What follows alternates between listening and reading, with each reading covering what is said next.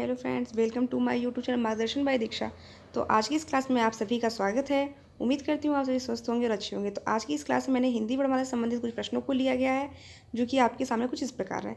तो जो पहला प्रश्न हमारे सामने है वो है आपका, किस क्रमांक में मूल स्वर हैं। मूल स्वर की बात करें तो मूल स्वर कितने होते हैं? 4 होते हैं। कौन कौन से? चलिए ये भी देख लीजिए। अ, ई, उ और री। ये 4 क्या है? हमारे मूल स्वर। तो जैसा कि आपसे क्वेश्चन में भी पूछा गया, मूल स्वर जो है क्रमांक में जो मूल स्वर कौन कौन से हैं? उ, ई और ए। तो आपको पता चल चुका होगा कि मूल स्वर कौन सा है आपका इसमें? उ। नेक्स्ट प्रश्न में पढ़ते हैं। नेक्स्ट यहाँ पे जो दिया गया है, किस स्वर के उच्चारण में 2 मात्राएं लगती हैं? जिस स्वर के उच्चारण में 2 मात्राएं लगती हैं उसे क्या कहते हैं? मूल स्वर, संयुक्त स्वर, गुरु स्वर या लघु स्वर। तो मूल स्वर इसके पहले आपकी क्वेश्चन में आपने देख लिया कि मूल स्वर जो होते हैं वह अ, ई, उ और री हैं। संयुक्त स्वर क्या होते हैं? जो 2 स्वरों से मिलकर बने होते हैं। संयुक्त जो होते हैं वो 2 अक्षरों से मिलकर बने होते हैं। पहला जैसे आपका छ, त्रंग, ज्ञ और श्र। गुरु स्वर जो होता है उसमें 2 मात्राएं लगती हैं और लघु स्वर जो होता है उसमें 1 मात्रा लगती है। तो आपका ऑप्शन यहाँ पे सही होगा, ऑप्शन सी, गुरु स्वर। नेक्स्ट आपके सामने दिया गया, निम्नलिखित में से वृत्तमुखी स्वर नहीं है। वृत्तमुखी स्वर नहीं है आ, उ, ओ, औ। तो वृत्तमुखी स्वर जो आपका यहाँ पे नहीं है वो होगा आपका उ। नेक्स्ट, निम्नलिखित में से पश्च स्वर है। निम्नलिखित में से पश्च स्वर आपका क्या है? ई, उ, ए। तो पश्च स्वर जो आपका है वो है आपका ई। नेक्स्ट, किस विकल्प में अंतस्थ व्यंजन है? किस विकल्प में अंतस्थ व्यंजन है? ऑप्शन ए ग घ, ऑप्शन बी द ध, ऑप्शन सी ड और ढ और ऑप्शन डी य और व। तो अंतस्थ स्वर जो होते हैं वो आपके होते हैं 4। अंतस्थ स्वर कितने होते हैं आपके? 4। तो वो स्वर आपके अंतस्थ स्वर कौन कौन से आपके होते हैं? य, र, ल, व। ये 4 आपके कौन से स्वर हैं? अंतस्थ स्वर हैं। तो ऑप्शन में आपको कहीं य, र, ल, व में दिख रहा है? हाँ बिल्कुल, यहाँ आपके ऑप्शन नंबर 4 में हमें जो दिख रहा है य और व। तो ये हमारा ऑप्शन सही होगा। नेक्स्ट प्रश्न, किस विकल्प में अंतस्थ व्यंजन है? किस विकल्प में अंतस्थ व्यंजन है? तो सेम वही क्वेश्चन रिपीटेड है, पर इसमें ऑप्शन तो आपका चेंज कर दिया गया है। आप पहले से जान चुके हैं कि अंतस्थ व्यंजन आपके कौन कौन से होते हैं? य, र, ल, व। तो ऑप्शन पहला क्या दिया गया है? श, स। ऑप्शन बी में र, ल, ऑप्शन सी ट, ड और ऑप्शन डी जो है वो आपका है ब और म।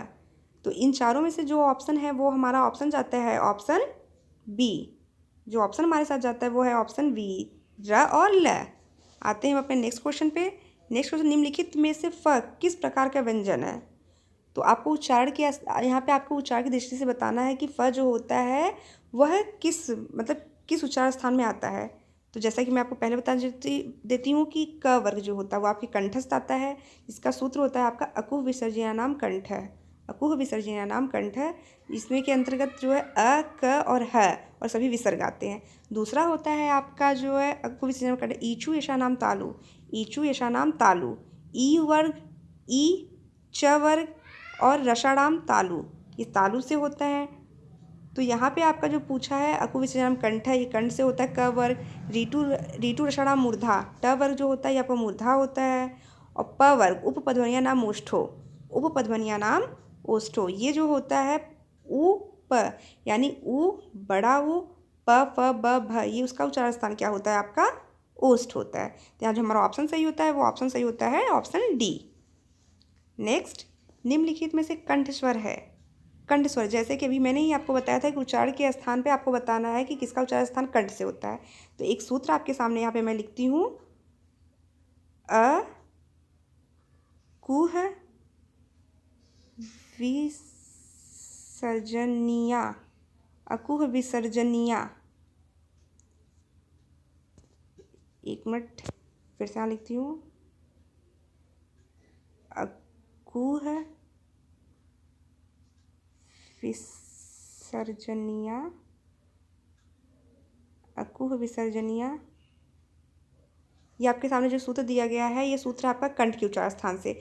अकुह विसर्जन नाम कंठ है, यानी अ, क वर्ग, ह और विसर्ग वर्ग, ये जितने सारे होते हैं उनका उच्चारण स्थान आपका होता है कंठ। तो यहाँ आपके सामने ऑप्शन में जो दिया गया अ, ई, उ, री, अ, ई, री, उ, तो आप इस सूत्र के अनुसार अगर जाते हैं तो आपका जो ऑप्शन सही होता है वो होता है आपका ऑप्शन ए। अकु विसर्जन नाम कंठक के आधार पर आपका जो सूत्र है उस पर जो आपका ऑप्शन सही होता है वो होता है ऑप्शन ए।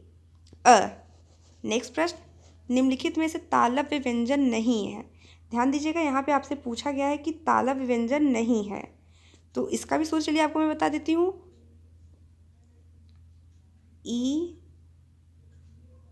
एक मिनट, इसका जो सूत्र होगा वो है आपका ईचु यशानाम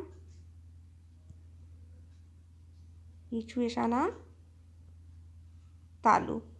ठीक है, तो आपके सामने जो मैंने यहाँ सूत्र लिखा है ये है आपके जो है तालु के आधार पे इन सूत्रों का वर्णन किया गया है। ईचु यशानाम यानी जो तालु से बोले जाते हैं उसके अंतर्गत आपका आता है ई, बड़ा ई, च वर्ग, य और श। इसका उच्चारण स्थान जो होता है वो आपका तालव्य होता है। तो इसमें से कौन सा वर्ड जो है इसके अंतर्गत नहीं आएगा?